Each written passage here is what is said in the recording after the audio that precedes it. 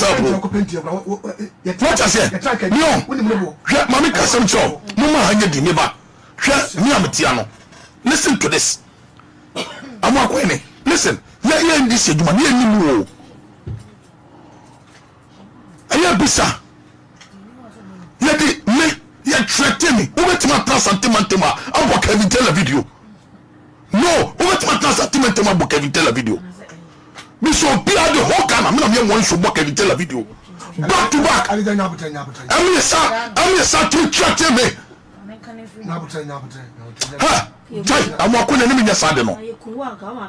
Amoako Hene. Me nyasade ni biam.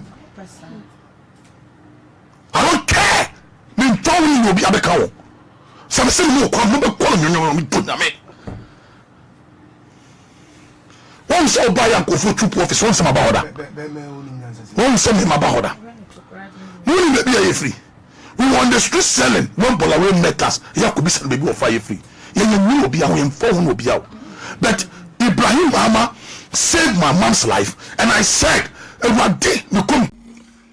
Abusia for me, Mamu nyina akwaba ediba Ghana and same TV so. But more this be like video na be subscribe to the channel and turn on notifications. Say be next time videos of this nature ba also onsa ebitima kabi na also watch the wadwen or comment section wasa.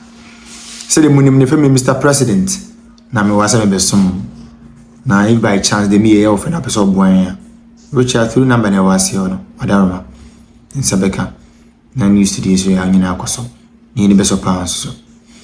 Now another day I came across a video and I'm watching on social media, and it took me barely 4 hours to watch the video over and over again. Now me share video no I decided me for free say politicians are disappointed Ghana mabunu.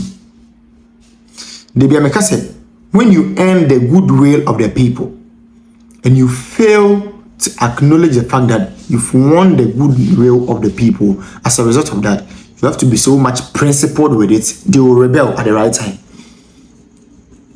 In Kadia Nebe, I will say, youth of it, like youth or my bimu, I don't more rebel politicians. Now, of a sudden, their wishes and their demands or the thing that they dream that they come to reality are only things of disasters. Wa unim Frank Amoako Hene Ashanti Regional Minister wakase H0me na Ashanti Regional Minister na kase H0me Elizato ametie na emrepemu no meyi na no na meyi na no wanhwa meyi na no no mebubu bridges bebre wanhwa meyi na no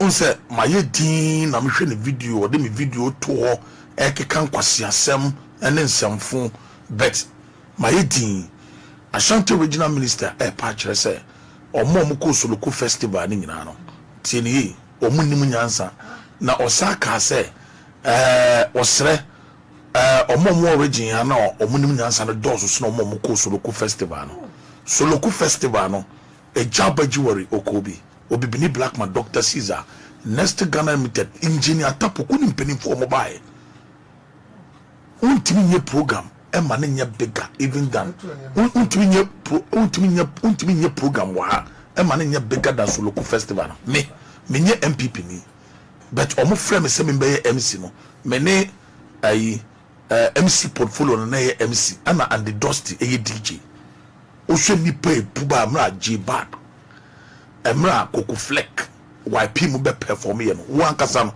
why program hu sacred ni bida next Ghana limited and sponsor here Maggie a cooking competition ko ma me penin kwa omo bru 60 years on be cooking competition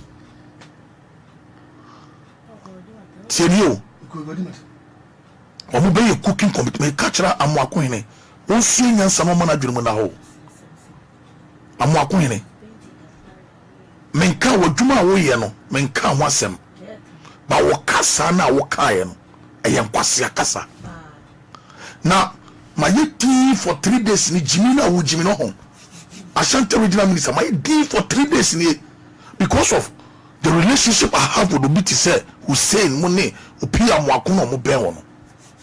Se me so si so a, me kan in a professional way a, what want me pie. Don't joke with me. And yes, I have work with Siana. I am a committee la moya na musoro mo no. No. I'm telling the Ashanti regional minister, on you very careful. So the video being to her, no can kwasasema.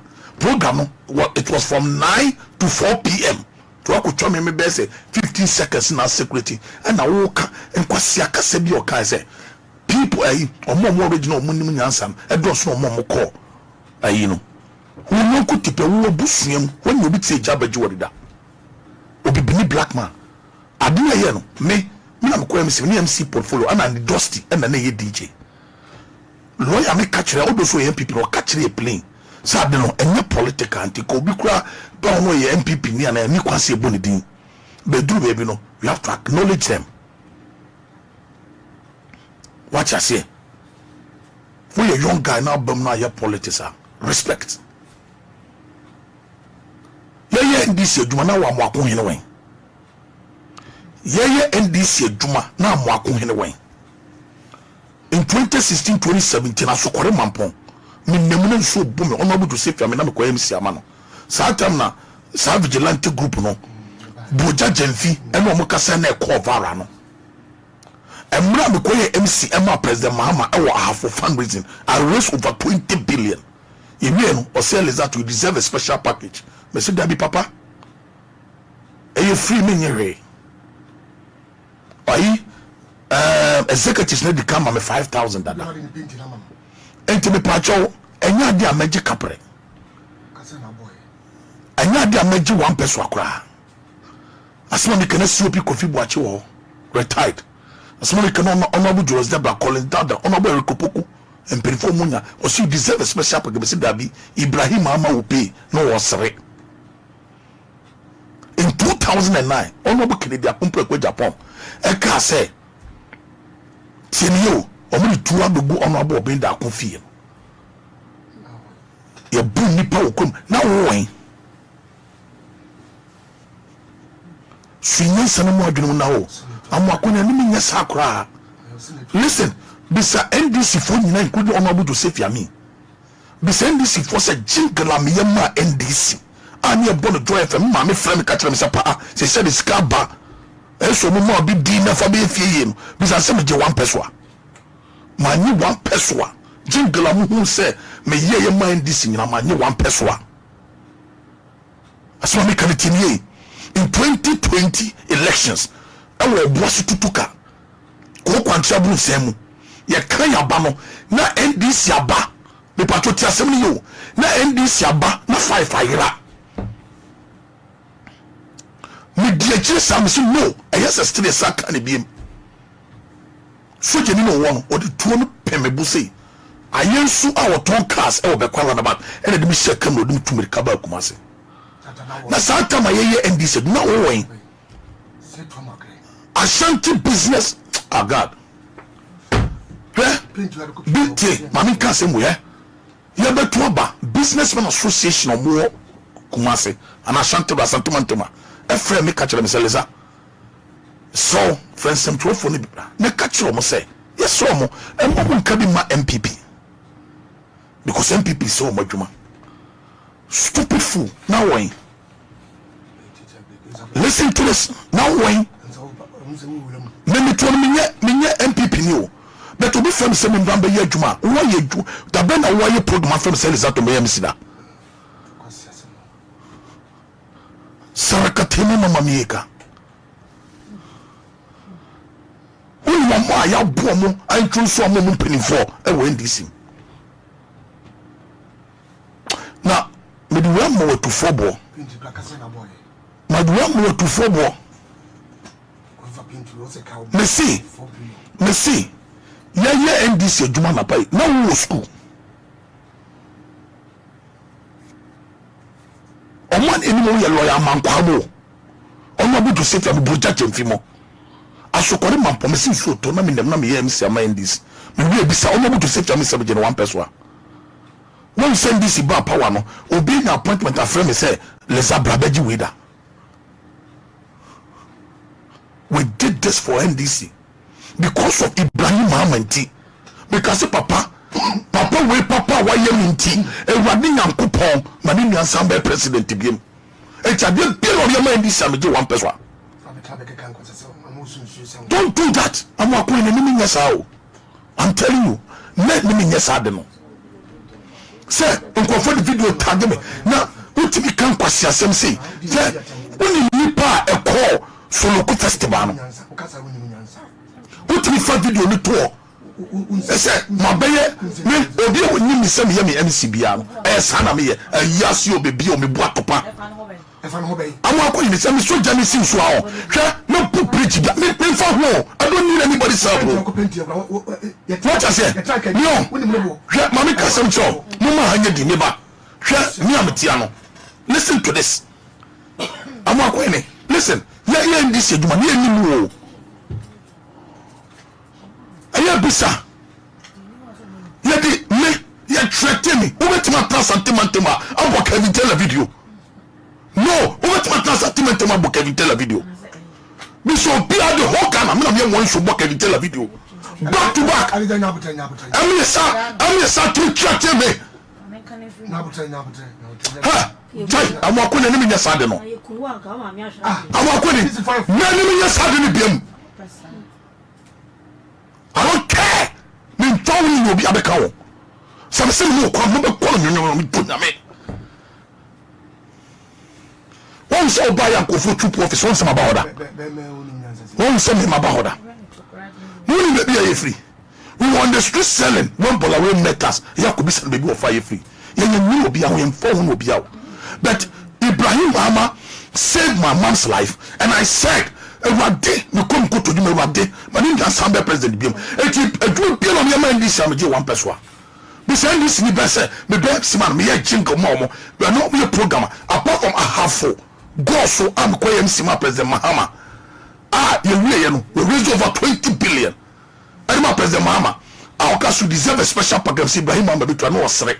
And I say, exactly to see the come on $5,000. Don't do this with me. So as to soon call us some more concept now. And then yes, I don't cry. And then yes, I'm saying, say, me cry. Nyame obi no na no yasene mi o ni I told you enipa ma me every time Kevin tell I was from the fire no I don't care no beka me say go to Central and go and check obi Amoako mu ni hu se mu ni sa was when go for makasa kire me my din I don't want to talk and then when go for ni petitru o se le one am from Frokon one am from hey Masa, man no face last me you now be video call. Jimmy for kwasam ben bena eso to me. Man yes I do me so. Me see, and yes I do so. Don't do that. Some year sure obe pick a call. Don't do that. My best man too. We catch you once again. I'm not going to yes sir. When this is for me not come over. When this for ya boy more. Hey, no suit Jimmy some mama from family feature. This is for attack on one. No suit Jimmy some me and this me bro be Jimmy am not. I swear to God. One day me die today, tomorrow I will not die again.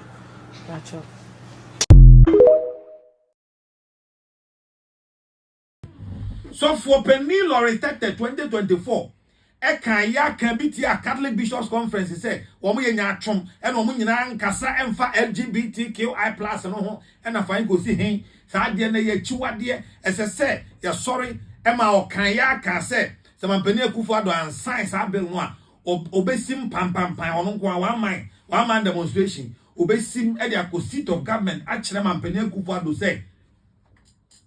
This nonsense must stop. Sabokai. And then there's of Penny Lawrence that what's the end? In fact, LGBT nyawanism. One kasa we no. Esa okotena se. Wa wotena se. Na wa bisa wo se. Wa bisa wo pass ndi asem a wo kan yi. Wa honim mu, wa dwene mu, wa desua mu, onti ase mu. se president Akufo-Addo na tie kunwa so se Ghana mampani a enka de wo kan no nure saa na obeka no ana de wo kan no nura no enka saa na obeka me ade ba kwa me mpekra wo me radio adwuma ma ye nyina mu ne se me mpese me ka sofo bia ho asem asofo asem me mpeka kra a very uncomfortable for me me nya ade a me kakra ba se wo nyame kwan na wo de ato ho no se wo so ye sofo na wo beka no kra kire Ghana fo na nyame kwan todo no eda ho asofo esese muhunu no kra wei na mo kan na wo de ba be ye wo de be wada because wa ka se president Mahama ye wadamfo wo ye would be a wo ne no country musam ni